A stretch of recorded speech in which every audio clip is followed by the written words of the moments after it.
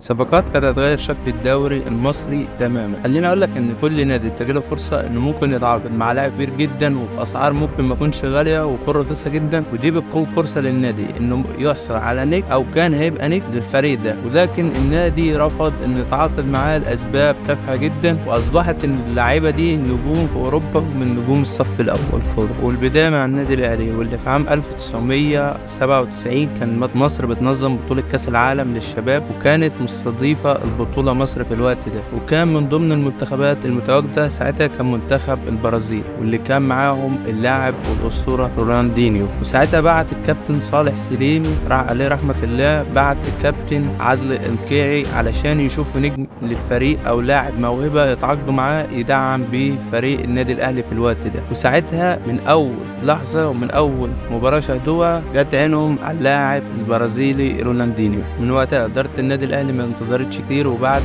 تستفسر عن اللاعب بناديه ساعتها نادي جيرينيو، وسأل عن النادي، وبعت النادي البرازيلي خطاب للنادي الأهلي في الوقت ده. والمختصر المفيد النادي طلب 15 مليون دولار في اللاعب في الوقت ده، وده كان رقم كبير جدا في الوقت ده على النادي الأهلي، وصعب جدا إن أي نادي في مصر أو حتى في أفريقيا كان يدفع المبلغ ده للاعب لسه صغير جدا على رقم علشان يصرف النادي الأهلي نظر عن اللاعب، وانتقل اللاعب لنادي باريس سان جيرمان ويصبح واحد من نجوم كرة القدم ومن أفضل اللعيبة اللي جت في تاريخ لعبة كرة القدم. ودي أول صفقة طارت على الدوري المصري وعلى واحد من نجوم كرة القدم كان ممكن يكون موجود في النادي الأهلي أو الدوري المصري في يوم من الأيام. في عام 2012 2013 كان النادي الإسماعيلي يلعب في بطولة اسمها بطولة اتحاد العرب، واللي كانت بتجمع الفرق العربية الجماهيرية في الوقت ده، وكان من ضمن الفرق دي فرقة شباب بلوزداد جزائرية، واللي كان بيلعب وقتها بيلعب في صفوفها نجم نادي الجزائر إسلام سليماني. وتواجه نادي الإسماعيلي مع نادي شباب بلوزداد جزائري في البطولة، ولفت أنظار نادي الإسماعيلي في الوقت ده اللاعب إسلام سليماني واللي سجل هدف المباراة. وبدأ بالفعل نادي الإسماعيلي تفاوض مع اللاعب، لكن رئيس النادي وافق بشكل، ولكن اللاعب رفض بشكل قاطع أنه ينتقل لنادي الإسماعيلي بسبب أحداث 30 يورو. وفي نوفمبر 2015 الزمالك حصل على توقيع اللاعب النيجيري فيتر أوسومي، واللي كان عمره في الوقت ده 17 سنة. ترشيح قوي جدا من مواطن الأسطورة إيمانويل أومونيكي، واللي كان لاعب الزمالك السابق، ولكن للأسف الصفقة بتفشل بسبب تفضيل مدرب الفريق ساعتها أحمد حسام ميدو التعاقد مع لاعب تاني واللي هو كان عبد الله سيسي. وبتضيع على الزمالك صفقة، بيضيع على الزمالك مهاجم من أفضل مهاجمين العالم حاليا، واللي كان ممكن ينضم للزمالك في صفقة ما تكلفش النادي كتير جدا في الوقت ده. كده دول يكون أبرز اللاعبين اللي كانوا مرشحين للانتقال للدوري المصري، ولكن فشلت الصفقة لأسباب مختلفة.